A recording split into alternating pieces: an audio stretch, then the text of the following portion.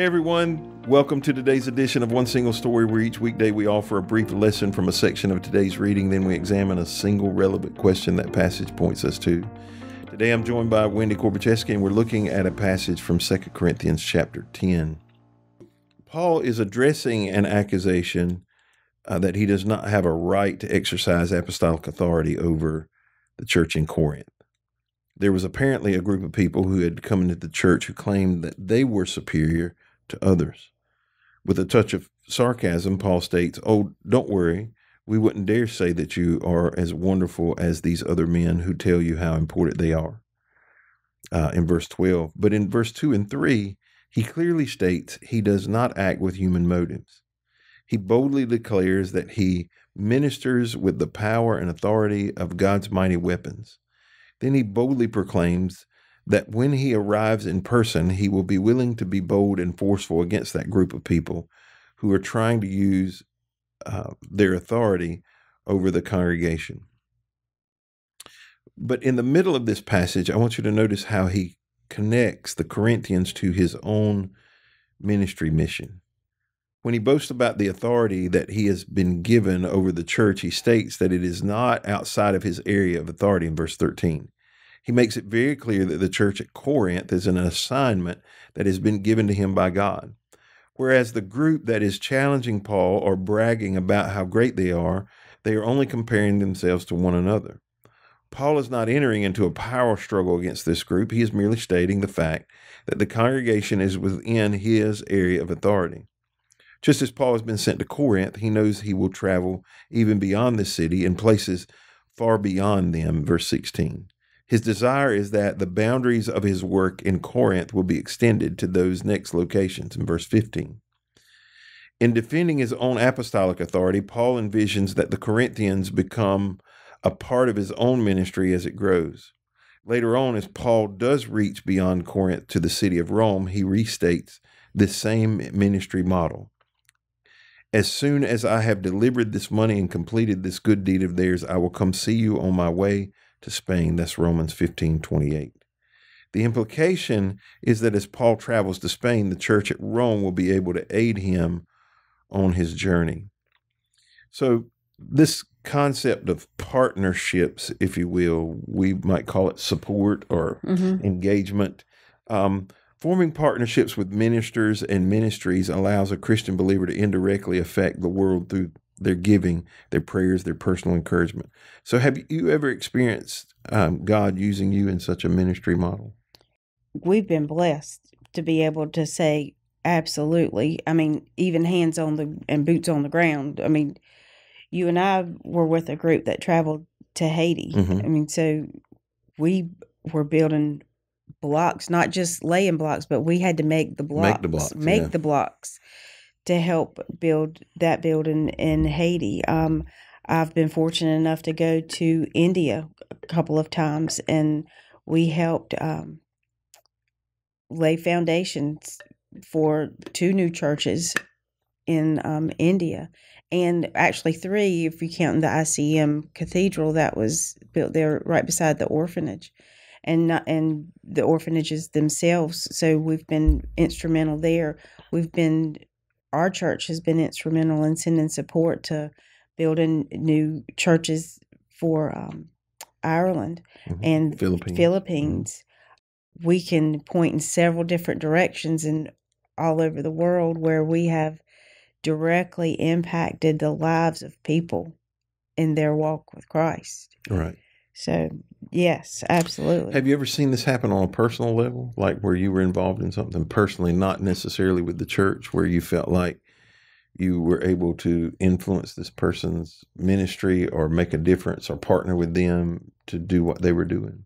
Well, outside of the church, only possibly by invitation, like I would have been invited to help, not necessarily outside of the U.S., but within the U.S., out of state, at a friend's vacation Bible school event. And I would partner with them. And because I was there, not because I was part of their church or part of their ministry, but because I was there, I offered and and I was instrumental in helping get that Vacation Bible School off the ground. And I was able to help teach children and lead children, and be a part of that ministry there, and that was a tremendous blessing.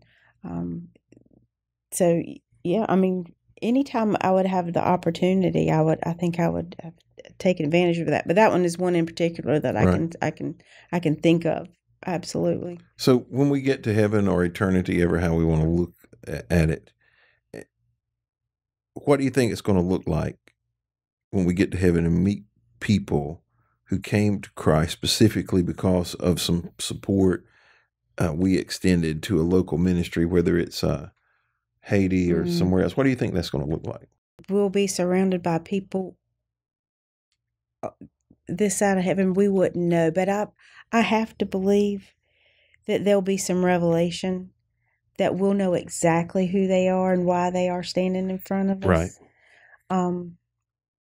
Because just as they'll know who we are and be able to share in that joy, thank you for all that you've did to lead me to this moment, to lead me to have an eternity to worship God in His presence.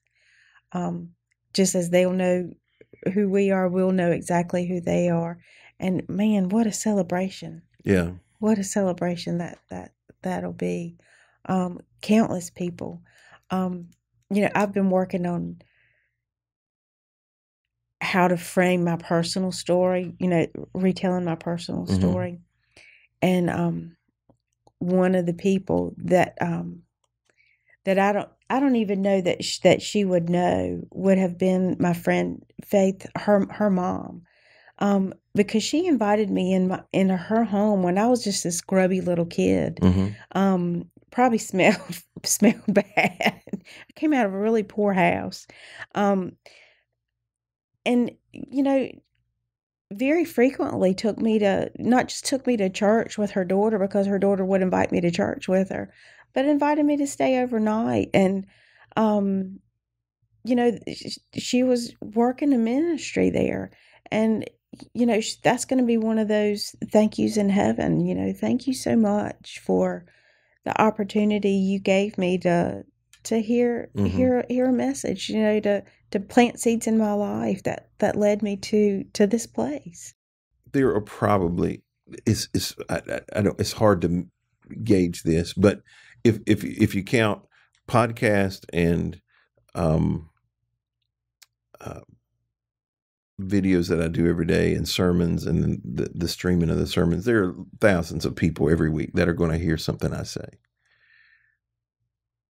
My grandfather would never have stood on a stage or sat behind a microphone, but his encouragement of my dad, one, and then of me and my brother, is a payback, and there are other people along the way who had significant influences on my life that never would do what I'm doing, but will reap the rewards of people who come to Christ because of my ministry. And I firmly believe there are going to be people who